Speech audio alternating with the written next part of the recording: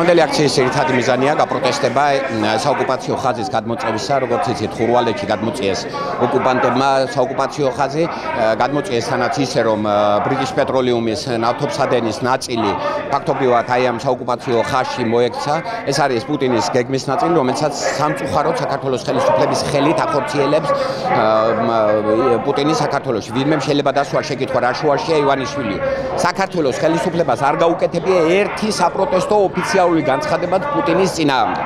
აქ არ არის ლაპარაკი, შეიძლება თქვა, რომ პუტინი რუსეთი ოკუპანტია და ამავდროულად, მაგრამ ბიძინა ივანიშვილის დირექტივა, რომელიც აქ ყველა ქართული ოცნების დეპუტატი იქნება თუ მაღალი თანამდებობის პირს, რომ არ ახსენონ პუტინი, აი ეს არის ის, რაც ქვეყანაზე დამღუპველად მოქმედებს. იმის მაგივრად, რომ საქართველოს ხელისუფლებამ, ყველა ხელისუფლების წარმომადგენელმა იაროს მთელ მსოფლიოში მოუწოდებდნენ ოკუპაციის აღკვეთაზე, მოუწოდებდნენ პუტინის რეჟიმის იბრძოდნენ პუტინის რეჟიმის წინააღმდეგ, სამარცხვინო კოლაბორაციონისტულ პოლიტიკას ირჩევენ.